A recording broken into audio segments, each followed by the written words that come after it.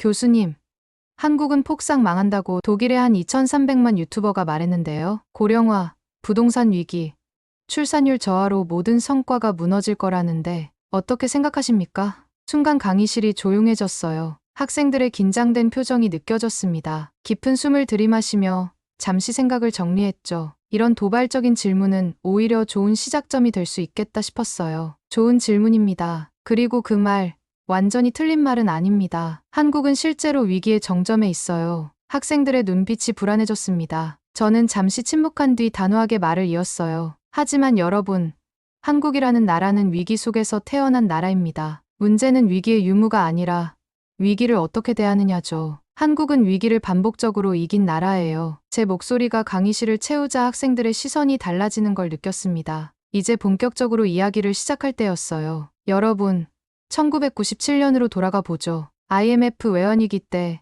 세계는 한국이 무너질 거라 예상했습니다. 하지만 어떤 일이 벌어졌나요? 평범한 시민들이 자발적으로 금 모으기 운동을 시작했어요. 결혼반지, 돌반지, 조상 대대로 물려받은 금목걸이까지 총 227톤의 금이 모였죠. 한 학생의 눈이 커지는 게 보였습니다. 아마 처음 듣는 이야기였을 거예요. 제가 독일 기자들에게 이 이야기를 했을 때 그들은 믿지 않았습니다. 정부가 강제로 뺏은 것 아니냐고 물었어요. 저는 웃으며 답했죠. 그렇다면 왜 사람들은 웃으며 줄을 섰을까요? 자발적 애국심이 만든 기적이었습니다. 창문 너머로 서울의 풍경이 보였어요. 고층 빌딩들이 햇빛에 반짝였죠. 이 도시가 불과 60년 전에는 폐허였다는 사실이 믿기지 않았습니다. 2008년 글로벌 금융위기 때도 마찬가지였어요. 세계 대부분 국가들이 회복하는 데 수년이 걸렸지만 한국은 가장 빠르게 위기를 극복했습니다. 위기 극복의 비결이 궁금하신가요? 바로 빠른 결단력과 실행력이었죠. 강의실 뒤쪽에서 고개를 끄덕이는 학생들이 보였어요. 그들의 얼굴에서 자부심이 느껴졌습니다. 2020년 코로나19 사태에서도 한국의 대응은 세계의 주목을 받았어요. 선별진료소, 마스크 앱, 철저한 역학조사, 세계보건기구가 직접 한국을 방문해 배우겠다고 선언했습니다. 그때 독일의 의료 전문가들이 저에게 물었죠. 어떻게 그렇게 빠르게 대응할 수 있었나요? 제 대답은 간단했습니다. 그들은 준비되어 있었어요. 이전 위기들을 통해 배웠기 때문이죠. 저는 슬라이드를 넘기며 한국의 위기 대응 역사를 보여주었습니다. 6.25 전쟁 이후의 재건 과정부터 최근의 코로나19 대응까지 한국은 늘 위기 속에서 성장해왔어요. 한국인들의 DNA에는 위기 극복이라는 코드가 내장되어 있는 것 같습니다. 다른 나라들이 수십 년 걸려 해결할 문제를 한국은 몇 년 만에 해결해요. 그 속도감이 바로 한국의 강점이죠. 한 학생이 손을 들었습니다. 교수님, 그렇다면 지금의 저출산, 고령화 위기도 극복할 수 있을까요? 저는 잠시 생각에 잠겼어요. 저는 그렇게 믿습니다. 물론 쉬운 문제는 아니에요. 하지만 한국은 늘 어려운 문제를 해결해왔습니다. 그것이 바로 한국의 DNA니까요. 창밖으로 보이는 서울의 풍경을 바라보며 잠시 생각에 잠겼습니다. 전쟁의 폐허에서 일어난 도시, 세계 경제 위기 속에서도 굳건히 버틴 나라, 전염병 앞에서도 지혜롭게 대응한 국가, 이 모든 것이 제 눈앞에 펼쳐져 있었어요. 한국은 위기를 걱정하기보다 위기에서 기회를 찾는 데 능숙합니다. IMF 위기가 오자 과감한 구조 조정으로 더 효율적인 경제 시스템을 만들었죠. 코로나19가 오자 디지털 전환을 가속화했고요. 이런 위기 속 혁신이 한국의 저력입니다. 강의실의 학생들이 열심히 필기하는 모습이 보였어요. 그들의 눈빛에서 희망을 발견했습니다. 이것이 바로 제가 전하고 싶었던 첫 번째 메시지였죠. 위기는 늘 있었고 한국인들은 늘 그것을 넘어왔습니다. 그것이 바로 대한민국의 힘입니다. 한국은 위기 속에서 태어나 위기를 넘어 성장해 온 나라입니다. 그 성장의 밑바탕에는 무엇이 있었을까요?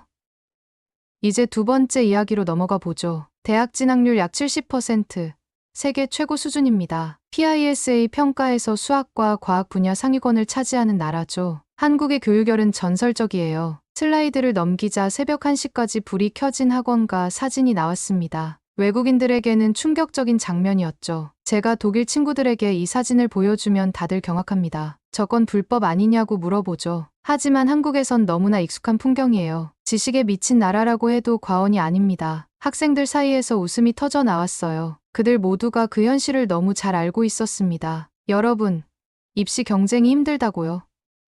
그런데 한국의 경쟁은 그 이유가 진짜입니다. 취업, 승진, 끊임없는 자기개발, 이런 교육열과 STEM 인재 배출이 한국 첨단 산업의 밑바탕이 되었어요. 강의실 구석에서 한 학생이 손을 들었습니다. 교수님, 그럼 한국의 교육 시스템이 좋다고 보시나요? 저는 잠시 생각에 잠겼어요. 좋고 나쁨의 문제가 아닙니다. 한국은 교육을 국가 전략으로 선택했고, 그것이 산업화의 엔진이 되었다는 사실이 중요하죠. 다시 슬라이드를 넘겼습니다. 한국의 대학 입시 경쟁률과 취업 준비생들의 모습이 비교되어 있었어요. 세계 어느 나라도 이런 교육 시스템을 갖고 있지 않습니다. 비판할 수는 있겠지만, 결과적으로 이 교육 시스템이 한국의 인재를 양성했어요. 공부하는 법을 알고 적응하는 법을 아는 인재들이죠. 그리고 그들이 한국 산업의 중추가 되었습니다. 강의실에 학생들이 필기를 하는 모습이 보였어요. 그들의 진지한 태도가 인상적이었습니다. 여기서도 한국 교육의 단면을 볼 수 있었죠. 한국의 STEM 교육은 세계 최고 수준입니다. 수학, 과학에 강한 학생들이 이공계로 진학하고 첨단 산업의 인재로 성장해요. 삼성, 현대, SK 같은 글로벌 기업들이 이런 인재풀을 바탕으로 성장했죠. 한 학생이 손을 들었습니다. 교수님, 하지만 우리 교육이 창의성을 억압한다는 비판도 있습니다. 어떻게 생각하세요? 저는 고개를 끄덕였어요. 맞습니다. 그건 한국 교육의 약점이죠. 하지만 흥미로운 점은 한국이 그 약점을 인식하고 개선하려 노력하고 있다는 겁니다. 창의적 인재 양성을 위한 교육 혁신이 진행되고 있어요. 슬라이드를 넘기자 한국의 창업 교육, 메이커 스페이스, 소프트웨어 교육 현장의 사진이 나왔습니다. 학생들의 눈빛이 달라졌어요. 변화는 이미 시작되었습니다. 한국 교육은 암기식에서 창의력 중심으로 서서히 변하고 있어요. 그리고 이런 변화가 미래 산업의 밑거름이 될 겁니다. 저는 교단을 천천히 걸으며 학생들의 표정을 살폈습니다. 그들의 눈빛에서 호기심과 열정이 느껴졌어요. 지식 자체보다 더 중요한 것은 배우는 법을 배우는 능력입니다. 한국인들은 이 점에서 뛰어나요. 새로운 환경, 새로운 기술에 빠르게 적응하죠. 이것이 바로 한국 교육이 만들어낸 가장 큰 자산입니다. 강의실 창문으로 캠퍼스가 보였어요. 열심히 공부하는 학생들의 모습이 눈에 들어왔습니다. 그들이 바로 한국의 미래였죠. 여러분은 알고 계신가요?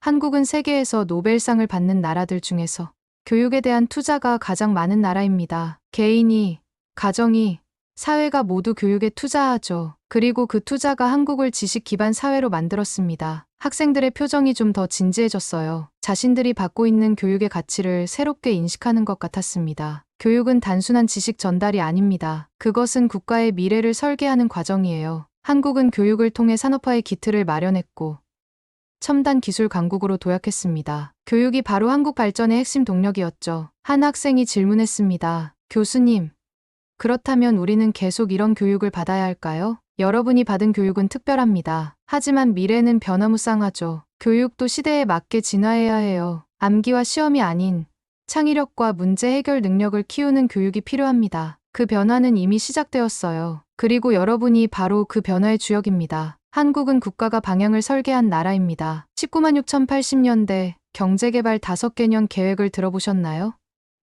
정부가 전략 산업을 선정하고 집중 육성했죠. 수출 중심 산업화 전략으로 조선, 자동차, 반도체 등에서 고도 성장을 이뤘습니다. 제 설명에 학생들이 필기를 시작했어요. 그들의 진지한 눈빛이 인상적이었습니다. 유럽에서는 국가 주도 경제 계획이 사회주의로 오해받기 쉽습니다만 한국의 경우는 달랐어요. 시장에 맡기지 않았습니다. 정부가 비전을 세우고 기업이 실행했죠. 그 결과가 바로 한강의 기적입니다. 창밖을 가리키자 학생들의 시선이 그쪽으로 향했습니다. 한강이 멀리 보이고 있었어요. 한강의 기적은 스스로 만들어낸 기적이었습니다. 1960년대 초 한국의 1인당 GDP는 79달러였어요. 아프리카의 가나보다 낮았죠. 그런데 30년 만에 수출 강국으로 탈바꿈했습니다. 이 변화 속도, 세계 역사상 유례가 없어요. 슬라이드를 넘기자 1960년대 허름한 서울 거리와 현재의 강남 풍경이 대비되는 사진이 나왔습니다. 학생들의 눈빛에서 놀라움이 느껴졌어요. 세계는 기적이라고 불렀지만 사실 이건 기적이 아니었습니다. 치밀한 계획과 불굴의 실행력이 만든 결과였죠. 제조업 고도화를 통해 고부가 가치, 선박, 첨단 메모리 반도체 세계 1위를 차지하게 되었습니다. 저는 차트를 보여주며 한국의 산업 구조 변화를 설명했어요. 농업에서 경공업으로, 다시 중공업으로, 그리고 첨단 산업으로의 발전 과정이 명확히 보였습니다. 한국은 산업화의 전 과정을 압축적으로 경험했습니다. 다른 나라들이 100년 걸린 과정을 30년 만에 해낸 거죠. 그런데 어떻게 이런 일이 가능했을까요? 제 질문에 강의실이 조용해졌어요. 학생들의 눈빛에서 호기심이 느껴졌습니다. 첫째, 명확한 국가 비전이 있었습니다. 정부는 수출입국이라는 비전을 세우고 모든 정책을 그에 맞춰 조정했어요. 둘째, 민관 협력이 강력했습니다. 정부와 기업이 하나의 목표를 향해 협력했죠. 셋째, 인적 자원을 최대한 활용했습니다. 교육받은 인재들이 산업 발전의 핵심이었어요. 한 학생이 손을 들었습니다. 교수님,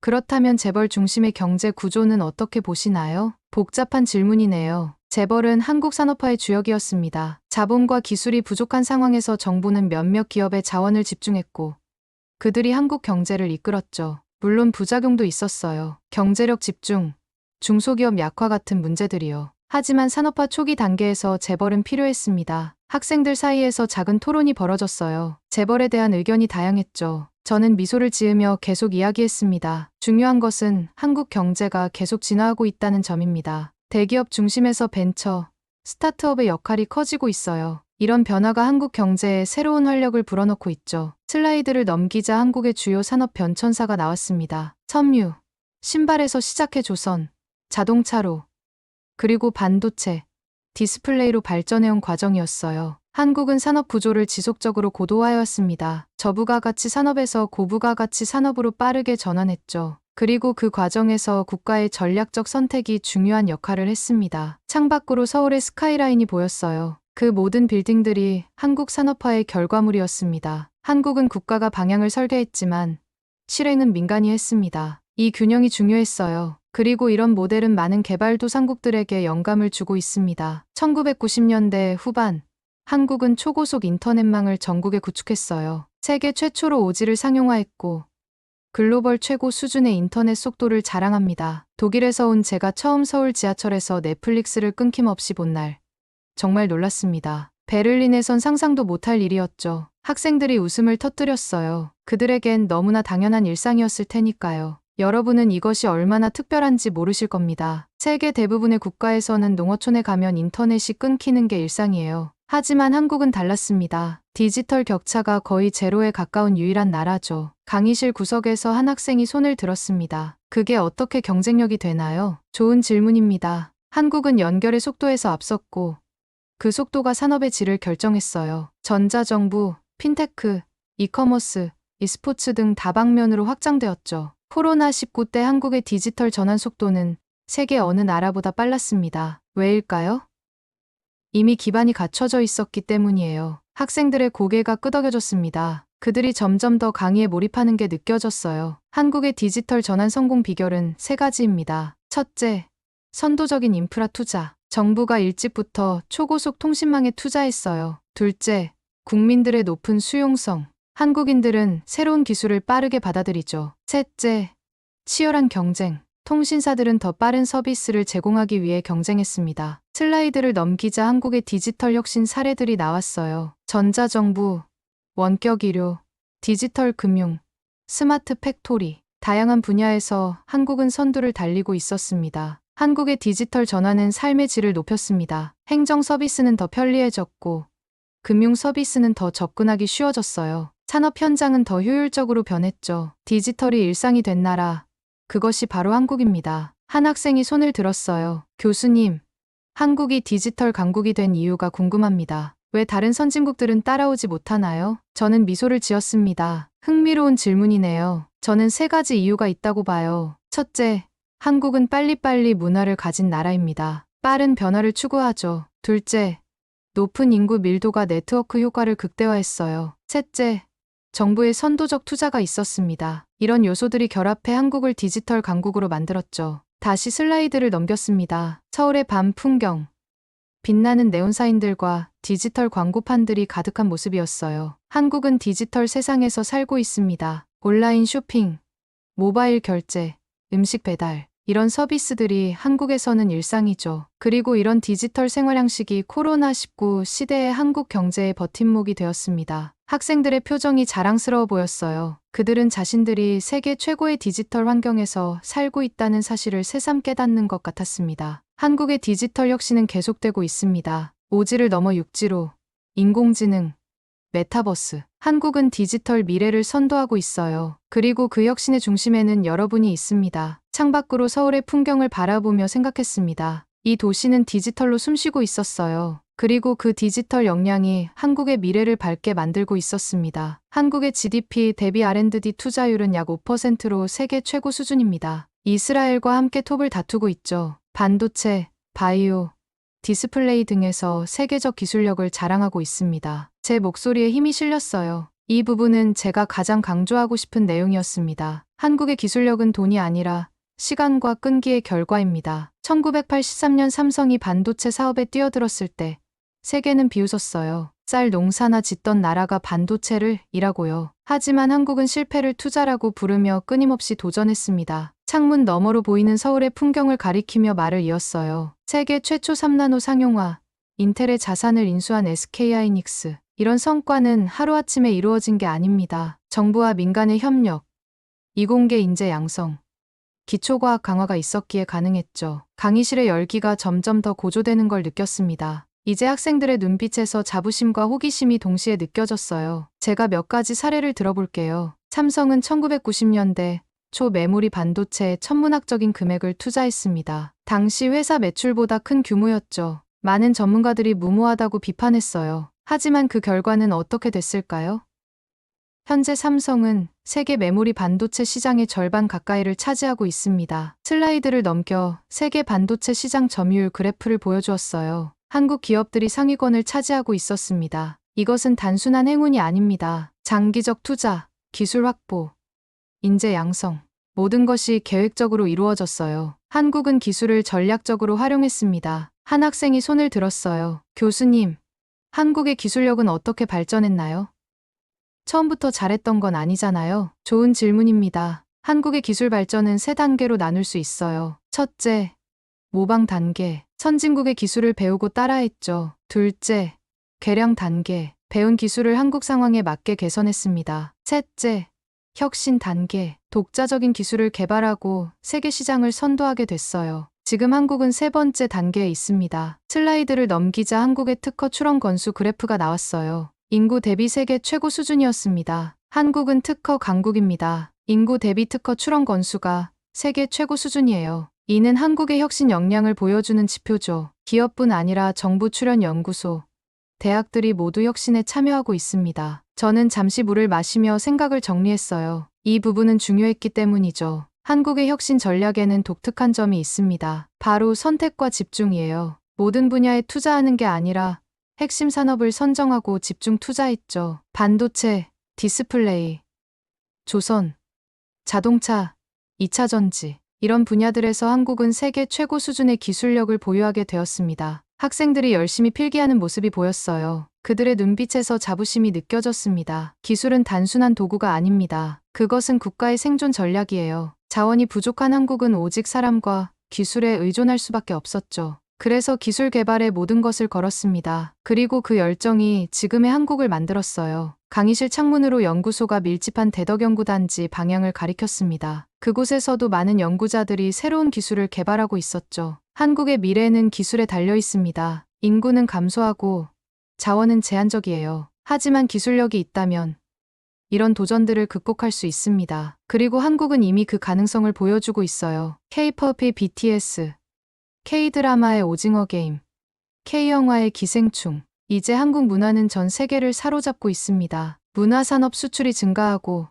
관광, 식품, 화장품 등 간접 산업도 확장되고 있죠. 학생들의 얼굴에 미소가 번졌어요. 분명 그들도 이 문화적 성취의 자부심을 느끼고 있을 터입니다. 제가 파리에서 BTS 콘서트가 열린다는 소식을 들었을 때 반신반의했어요. 과연 얼마나 많은 사람들이 올까?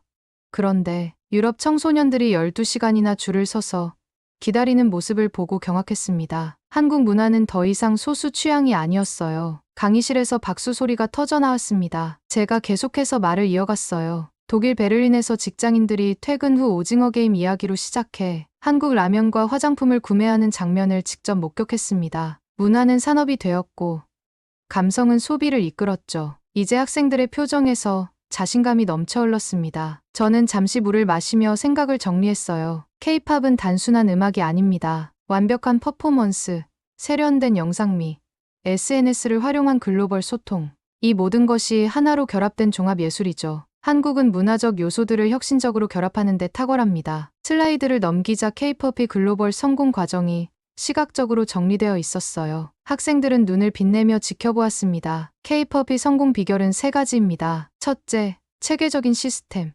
한국의 엔터테인먼트 회사들은 아티스트 발굴부터 트레이닝, 프로모션까지 완벽한 시스템을 구축했어요. 둘째, 하이브리드 문화. 한국적 정서와 글로벌 트렌드를 절묘하게 조합했죠. 셋째, 디지털 마케팅. SNS, 유튜브 등을 통해 전 세계 팬들과 소통했습니다. 학생들의 고개가 끄덕여졌어요. 그들은 K컬처의 힘을 직접 체감하고 있는 세대니까요. K드라마도 마찬가지입니다. 오징어 게임은 190개국 1억 4천만 가구가 시청했어요. 넷플릭스 역사상 가장 성공한 시리즈가 됐죠. 왜 그렇게 인기가 있었을까요? 보편적 주제와 한국적 특수성의 결합.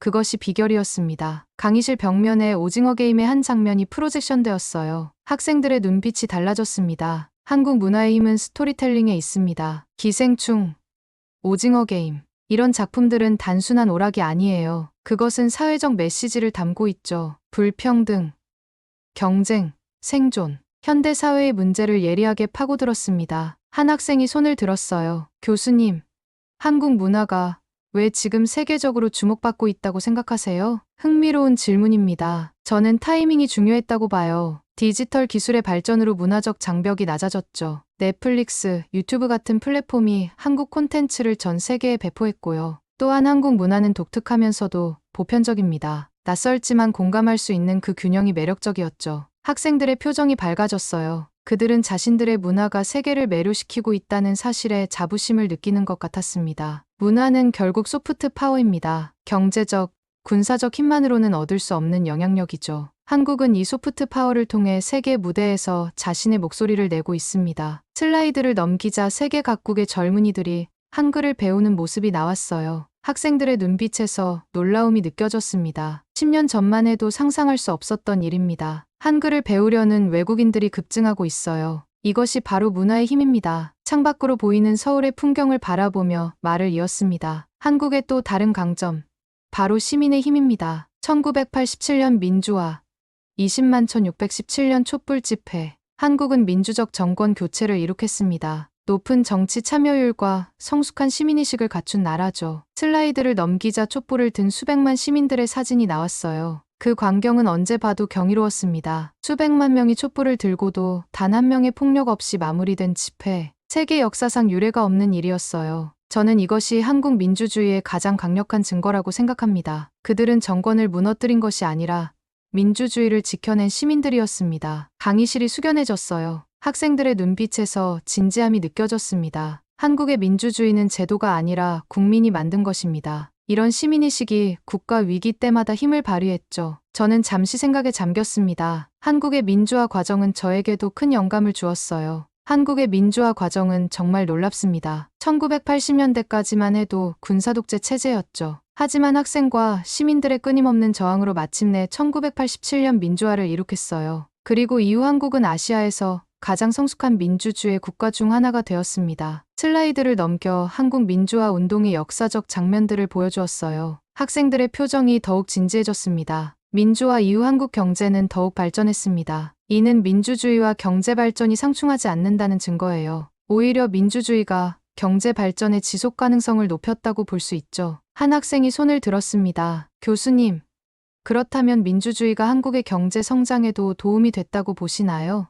물론입니다. 민주주의는 창의성과 혁신을 촉진합니다. 자유로운 의견 교환, 다양성 존중, 비판적 사고, 이런 것들이 한국 사회의 역동성을 만들어냈어요. 그리고 그 역동성이 경제 성장의 원동력이 되었죠. 강의실을 둘러보며 학생들의 표정을 살폈습니다. 그들의 눈빛에서 자부심과 책임감이 느껴졌어요. 20만 1617년 촛불 집회는 한국 민주주의의 성숙함을 보여주었습니다. 1700만 명이 참여한 평화적 시위로 헌법적 절차에 따라 대통령을 파면했어요. 폭력 사태 없이 헌법 질서 내에서 이루어진 정권 교체였죠. 이는 세계 민주주의 역사에서도 유례가 없는 일입니다. 슬라이드를 넘기자 광화문 광장을 가득 메운 촛불의 바다가 나왔어요. 그 장면은 언제 봐도 감동적이었습니다. 한국의 시민의식은 코로나19 대응에서도 빛을 발했어요. 정부의 방역 지침을 자발적으로 따르고 마스크를 착용하고 사회적 거리두기를 실천했죠. 이런 시민의식이 있었기에 한국은 록다운 없이도 코로나19를 효과적으로 통제할 수 있었습니다. 창문 너머로 대학 캠퍼스의 풍경이 보였습니다. 미래의 주역들이 이곳에서 자라고 있다는 생각에 가슴이 벅차올랐어요. 한국은 시민의 힘으로 위기를 극복해왔습니다. IMF 위기 때의 금 모으기 운동, 코로나19 때의 자발적 마스크 착용과 거리두기, 이런 시민의식이 있었기에 가능했던 일들이죠. 한 학생이 질문했어요. 교수님, 한국 민주주의에 아직 해결해야 할 과제는 무엇일까요? 모든 민주주의가 그렇듯이 한국 민주주의도 완벽하지 않습니다. 사회 양극화, 세대 갈등, 젠더 갈등, 이런 문제들을 해결하는 것이 앞으로의 과제죠. 하지만 저는 한국 시민들이 이런 도전들을 슬기롭게 극복할 것이라고 믿습니다. 한국의 스타트업 혁신을 보십시오. 쿠팡, 토스, 배달의 민족. 이들은 세계적 경쟁력을 갖춘 기업으로 성장했습니다. 창업 지원, 벤처 투자, 규제 샌드박스 등을 통해 혁신 생태계가 만들어지고 있죠. 학생들 사이에서 몇몇이 고개를 끄덕였어요. 아마도 그들 중에는 스타트업 창업을 꿈꾸는 이들도 있을 겁니다. 제가 밤 11시에 쿠팡에서 식료품을 주문했는데 새벽 6시에 도착한 경험이 있습니다. 독일에서는 상상도 못할 서비스였죠. 한국은 기술을 편리함으로 편리함을 일상으로 바꾼 나라입니다. 슬라이드를 넘기자 한국의 스타트업 성장 그래프가 나왔어요. 가파른 상승 곡선이 인상적이었습니다. 한국의 벤처 캐피탈 투자액은 매년 증가하고 있습니다. 젊은 인재들이 대기업 대신 스타트업을 선택하는 경우도 늘고 있어요. 이런 변화는 한국 경제의 새로운 동력이 되고 있죠. 한 학생이 손을 들었어요. 교수님, 한국의 스타트업이 글로벌 시장에서도 성공할 수 있을까요? 좋은 질문입니다. 한국 스타트업의 글로벌화는 이제 시작 단계예요. 많은 도전이 있지만 가능성도 큽니다. 토스는 이미 동남아시아로 진출했고 쿠팡은 미국 나스닥에 상장했죠. 더 많은 한국 스타트업이 글로벌 무대로 나아갈 것입니다. 강의실을 돌아보며 학생들의 표정을 살폈어요. 그들의 눈빛에서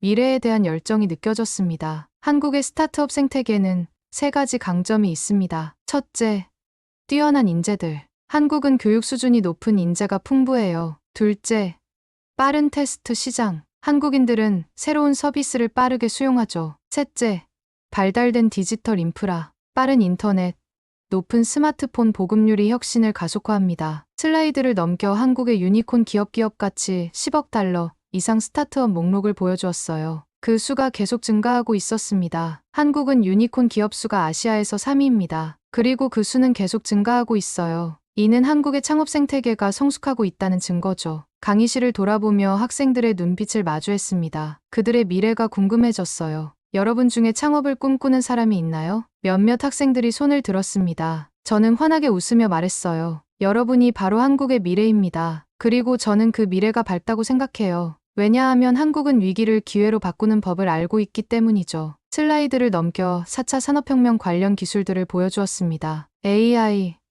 로봇, 바이오, 신재생에너지. 한국이 도전하고 있는 미래 산업들이었어요. 한국은 이미 4차 산업혁명을 대비하고 있습니다. 인공지능, 로봇, 바이오, 신재생에너지. 이런 분야들에 집중 투자하고 있어요. 그리고 이런 투자가 미래의 성장 동력이 될 것입니다. 학생들의 표정이 진지해졌어요. 그들은 자신들의 미래가 걸린 이야기였으니까요. 물론 도전도 있습니다. 저출산, 고령화, 양극화, 이런 문제들을 해결해야 해요. 하지만 저는 한국이 또 한 번 이 위기를 극복할 것이라고 믿습니다. 왜냐하면 한국은 위기를 이기는 법을 알고 있으니까요. 강의의 마무리가 다가오고 있었어요. 학생들의 집중력이 여전히 높은 걸 보니 뿌듯했습니다. 한국의 숙련된 노동력, 빠른 기술 적응력, 이 모든 것이 미래의 자산입니다. 한국은 과거로부터 배우고 미래로 향해 달리고 있어요. 강의실을 둘러보며 마지막 말을 준비했습니다. 처음 질문했던 학생의 눈을 마주치며 말했어요. 한국은 분명 위기 속에 있습니다. 그러나 저는 확신합니다. 한국은 또 한 번 이 위기를 발판 삼아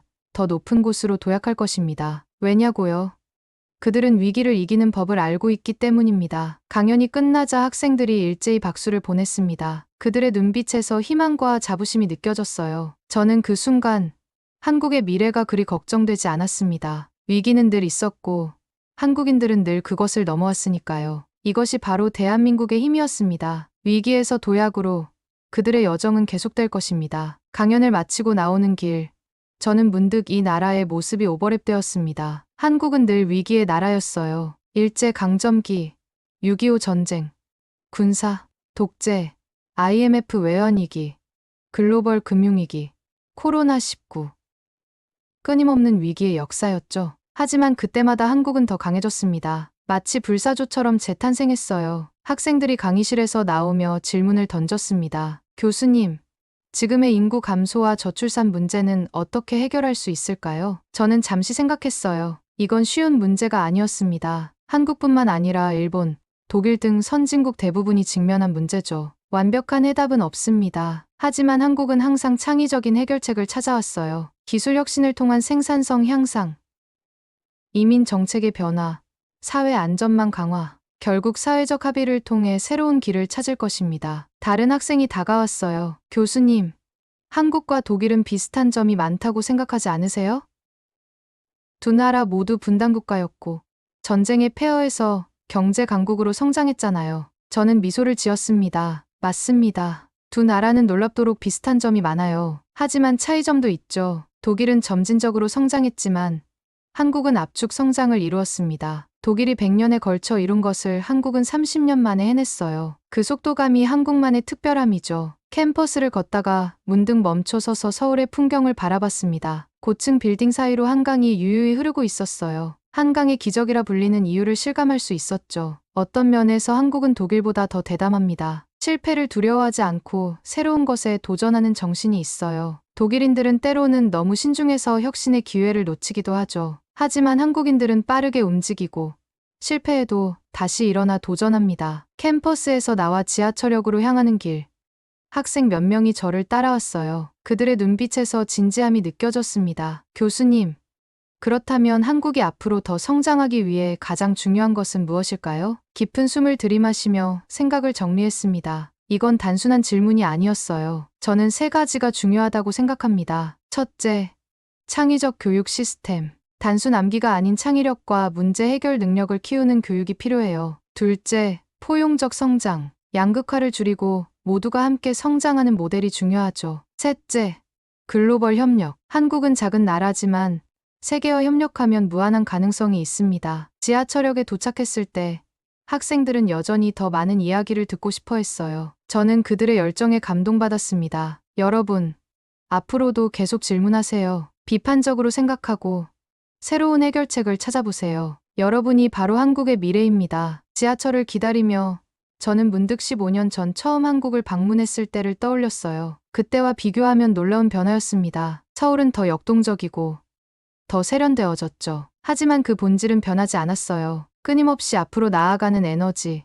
더 나은 미래를 향한 도전 정신. 지하철에 올라 창밖을 바라보며 생각했습니다. 한국은 정말 특별한 나라야. 어떤 위기가 와도 결국 극복하겠지. 그리고 제 마음속에는 확신이 있었어요. 한국은 또 한 번 위기를 넘어 더 강한 나라로 도약할 것입니다. 왜냐하면 그들은 위기를 기회로 바꾸는 법을 알고 있으니까요. 호텔로 돌아가는 길에 저는 오늘 강연을 정리했습니다. 처음에 그 학생이 던진 질문, 한국 경제가 곧 붕괴될 것인가? 라는 질문에 대한 진정한 답은 한국의 역사에 있었어요. 위기는 늘 있었고 한국인들은 늘 그것을 넘어왔습니다. 그 역사가 바로 미래의 희망이었죠. 호텔 로비에 앉아 커피를 마시며 내일의 일정을 확인했습니다. 부산으로 가는 KTX를 타야 했어요. 한국의 또 다른 모습을 보기 위해서요. 서울만으로는 한국을 다 이해할 수 없었습니다. 부산의 바다, 경주의 역사, 전라도의 문화. 한국은 다양한 얼굴을 가진 나라였어요. 창밖으로 서울의 밤 풍경이 보였습니다. 반짝이는 빌딩들, 부지런히 움직이는 사람들, 잠들지 않는 도시의 모습이었어요. 그 풍경 속에서 저는 한국의 미래를 보았습니다. 어떤 위기가 와도 이 나라는 결국 빛날 것입니다. 왜냐하면 그들은 위기를 통해 성장하는 법을 알고 있으니까요. 이것이 바로 제가 오늘 강연에서 전하고 싶었던 메시지였습니다. 한국은 위기의 나라가 아니라 위기를 극복하는 나라입니다. 그리고 그 힘은 바로 한국인들 자신에게서 나오는 것이죠. 끊임없는 도전 정신, 뜨거운 교육열, 높은 시민의식, 그리고 무엇보다 변화를 두려워하지 않는 용기. 내일은 또 다른 대학에서 강연이 예정되어 있었습니다. 이번에는 더 많은 학생들이 참석한다고 했어요. 저는 그들에게 무엇을 말해줄 수 있을까 생각했습니다. 어쩌면 오늘 이야기의 연장선일 수도 있겠죠. 하지만 한 가지 확실한 것은 제가 한국에 대해 이야기할수록 이 나라가 더 특별하게 느껴진다는 점이었어요. 호텔 방으로 돌아가며 생각했습니다. 한국은 계속해서 나를 놀라게 할 거야. 그리고 그것이 바로 제가 이 나라를 연구하는 이유였습니다. 끊임없이 변화하고 발전하고 도전하는 나라. 대한민국의 힘. 그것은 위기에서 도약하는 능력에 있었습니다. 저는 노트북을 열고 오늘의 강연 내용을 정리하기 시작했어요. 그리고 내일의 강연을 준비했습니다. 주제는 한국의 미래 새로운 도전과 기회였죠. 한국을 연구하는 경제학자로서 저는 이 나라의 미래가 여전히 밝다고 믿었습니다. 왜냐하면 한국은 항상 위기를 극복하고 새로운 기회를 만들어 왔으니까요. 창밖으로 서울의 밤하늘을 바라보며 생각했습니다. 대한민국, 당신은 정말 특별한 나라입니다. 어떤 위기가 와도 결국 극복하겠죠. 그것이 바로 당신의 힘이니까요. 오늘의 강연을 마치며 저는 확신했습니다. 한국은 위기에서 도약하는 나라입니다. 그리고 그 여정은 앞으로도 계속될 것입니다. 저는 그 여정을 지켜보는 증인이자 연구자로서 앞으로도 한국의 이야기를 세계에 전할 것입니다. 왜냐하면 한국의 경험은 많은 나라들에게 영감을 줄 수 있기 때문이죠. 위기를 극복하고 더 강해지는 법.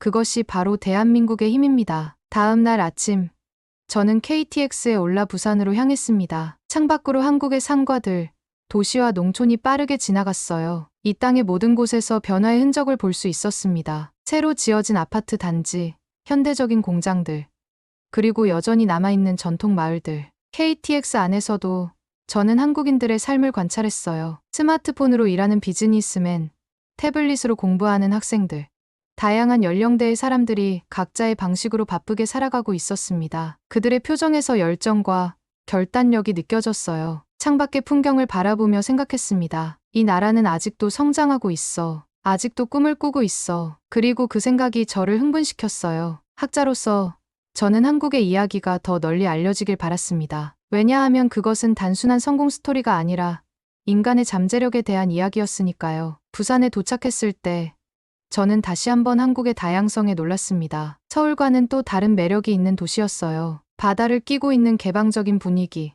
직설적이지만 따뜻한 사람들, 그리고 독특한 문화와 음식. 오후에 있을 강연을 준비하며 저는 다시 한번 생각했습니다. 한국의 진정한 힘은 단순한 경제 지표나 기술력이 아니라 그 사람들의 정신에 있다고요. 위기를 두려워하지 않고 도전하는 정신, 끊임없이 배우고 발전하는 열정, 그리고 더 나은 미래를 위해 함께 노력하는 협력 정신.